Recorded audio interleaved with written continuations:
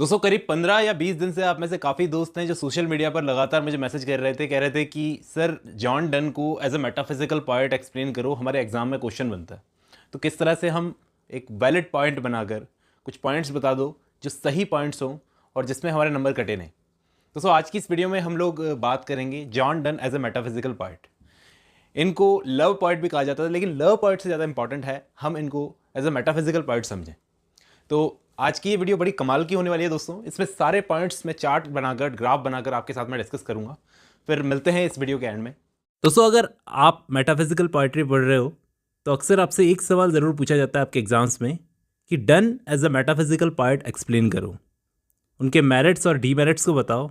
या फिर ऐसा पूछा जा सकता है कि उनके टाइम की पोएट्री में जो एलिजाबेथन ट्रेडिशन चलता आ रहा था उसको उन्होंने कैसे तोड़ा। तो इस छोटी सी वीडियो में आपको सभी सवालों के जवाब मिलेंगे। मैं एक एक पॉइंट करके बताऊंगा। सबसे पहला पॉइंट आपको लिखना है the Elizabethan tradition and its decadence. Decadence का मतलब उसमें गिरावट किस तरह से हुई। तो इसमें आपको लिखना है कि 16th सेंचुरी की एंड में और 17th सेंचुरी की शुरुआत में महान एलिजाबेथन पोइट्री खत्म हो रही थी, उसका अंत हो रहा था। जनरली 3 टाइप के ट्रेडिशन उस टाइम पर फॉलो किए जाते थे, स्पेंसेरियन, आर्केडियन और पेट्रार्कियन। ये 3 टाइप के ट्रेडिशन थे, इन तीनों को नोट कर लो। आप ये समझो कि इनके आने से पहले सब कुछ आर्टिफिशियल टाइप का था, कुछ भी ओरिजिनल और रिमार्केबल नहीं था। इनके आने से पहले पोइट्री में मीठी मेलोडी सुनाई जाती थी, रोमांटिक फिजूल खर्ची की जाती थी, लेकिन कोई भी बौद्धिक बात नहीं की जाती थी। हम कह सकते हैं कि इस टाइम तक एक इंटेलेक्चुअल एम्प्टीनेस थी, एक खालीपन था जिसको इंटेलेक्चुअल पोइट्री से भरना था। तो यहाँ पर जॉन डन ने एक गैप देखा और वो घुस गए। जैसा कि एक फेमस क्रिटिक थे C.S. लेविस, उन्होंने कहा था metaphysicism in poetry is a fruit of renaissance. Metaphysicism जो है पोइट्री के अंदर वो रेनेसा का फ्रूट है, रेनेसा ट्री का, बिकमिंग ओवर राइप, जो बहुत ज़्यादा पक चुका है और अब अप्रोचिंग प्यूट्रेसेंस। प्यूट्रेसेंस का मतलब सड़ने के करीब पहुंच चुका है। मतलब अब ये फल ओवर राइप हो चुका है और सड़ने के करीब पहुंच चुका है। ये हुआ पहला पॉइंट, एलिजाबेथन ट्रेडिशन और उसका डेकेडेंस। नेक्स्ट बात करते हैं रिवॉल्ट अगेंस्ट इट, कि इसके अगेंस्ट रिवॉल्ट कैसे हुआ। देखो एलिजाबेथन पोइट्री के अगेंस्ट रिवॉल्ट के जो बड़े लीडर थे ना, वो 2 नाम थे, 2 बड़े नाम थे, बैन जॉनसन और जॉन डन। दोनों ही फोर्सफुल पर्सनैलिटीज थे, दोनों के बहुत सारे फॉलोअर्स थे, 2 अलग अलग स्कूल्स बन गए। बैन जॉनसन जो थे वो तो क्लासिकल स्कूल के फाउंडर बने, जो आगे जाकर जिसने ड्रायडन और पोप जैसे कवियों को प्रभावित किया। और ये क्लासिसिज्म की तरफ भी इसलिए झुके हुए थे, इसकी भी एक वजह ये थी क्योंकि ये प्राइमरीली एक ड्रामेटिस्ट थे और क्लासिकल नियमों को बहुत अच्छे से फॉलो करते थे। मैं पहले भी कई वीडियो में बता चुका हूँ। और इन्होंने कैरोलिन एज के कुछ लिरिक लिखने वाले पोएट्स को बड़ा प्रभावित किया, जिन्हें सन ऑफ बैन भी कहा जाता है। लेकिन on the other hand John Donne अपने कॉन्सेंट्रेटेड पैशन और अपनी इंटेलेक्चुअल पावर के लिए बहुत जाने जाते थे। ये अपने पहले के पोएट्स की तरह शेपर्ड्स पर एलेजी लिखना पसंद नहीं करते थे। ये अपने खुद के एक्सपीरियंसेस बताते थे, अपने इंटेलेक्चुअल, स्पिरिचुअल, अमोरस एक्सपीरियंसेस जो भी इन्होंने फील किए थे, वो सब कुछ जो भी इन्होंने अपनी लाइफ में फील किया, सब कुछ इन्होंने लिखा। चाहे वो सटायर्स हों, अपनी सॉन्ग्स और सोनेट्स हों, होली सोनेट्स हों। होली सोनेट्स इन्होंने एंड के टाइम पर लिखी थी। भी चीज़ें इन्होंने एक्सपीरियंस की वो सब इन्होंने लिखी।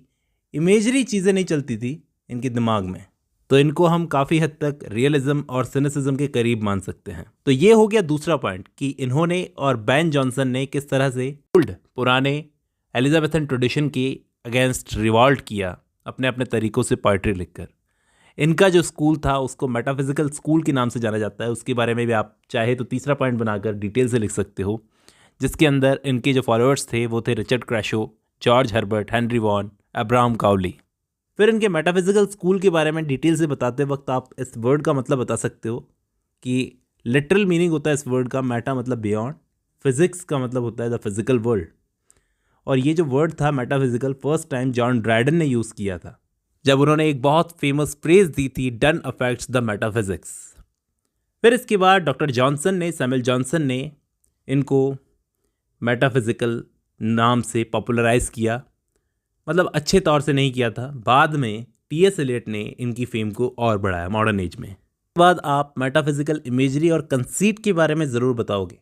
इन अदर वर्ड्स, कंसीट जो होता है वो एक टाइप का मेटाफर होता है, बहुत ही एक्सट्रीम लेवल का मेटाफर होता है, जिसमें आप बहुत ही दो अलग चीज़ों का कंपैरिजन करते हो। अगर आपको इनकी लैंग्वेज के बारे में बताना है तो आप 5 पॉइंट्स में बता सकते हो। पॉइंट्स बनाकर लिखोगे तो बहुत ही अच्छा रहेगा। सबसे पहला पॉइंट ये रहेगा कि ये फिगर ऑफ स्पीच का बहुत ज़्यादा यूज़ करते थे।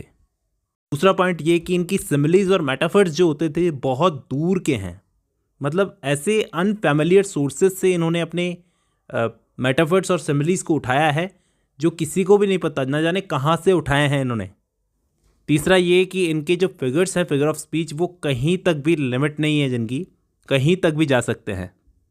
चौथा ये कि जो रिलेशनशिप इनको दिखता है किसी चीज़ के अंदर वो बहुत ही गुप्त टाइप का है, वो हमें देखे भी नज़र नहीं आएगा, बहुत कॉन्सेंट्रेट करना पड़ेगा। पांचवा पॉइंट ये कि ये जो इमेजेस बनाते थे ना दोस्तों, वो सेंशुअस नहीं होती थी, इमोशनल नहीं होती थी, लॉजिकल और इंटेलेक्चुअल होती थी। वो ये बताने की कोशिश करते थे कि देखो हम पृथ्वी के बारे में कितना जानते हैं। अगर वो दो चीज़ों का कंपैरिजन कर रहे हैं, वो दिन रात के बारे में ऐसे बताएंगे कि आप साइंस का कोई टॉपिक पढ़ रहे हो, पोएट्री नहीं पढ़ रहे हो, आप साइंस का कोई टॉपिक पढ़ रहे हो। इस तरह से इनकी पोएट्री जो थी बहुत ज़्यादा लॉजिकल और इंटेलेक्चुअल हुआ करती थी, सेंशुअस और इमोशनल नहीं होती थी। पॉइंट आप ये भी बना के लिख सकते हो कि इनकी लैंग्वेज जो थी बहुत डिफ़िकल्ट और ऑब्सक्योर हुआ करती थी, जो आम आदमी को तो समझ में ही ना आए। जैसे और दूसरे इनकी तरह मेटाफिजिकल पोएट्स थे, वो दिमाग यूज़ करने के लिए आपको इनवाइट करते थे कि अगर पोएट्री पढ़ने आ रहे हो तो अपना दिमाग ज़रूर लेके आना साथ में।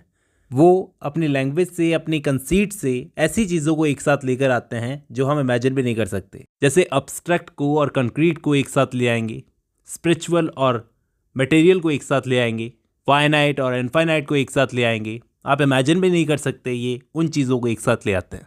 आप इस लैंग्वेज को पढ़कर अंदाज़ा लगा सकते हो कि उन्होंने क्या क्या पढ़ रखा था।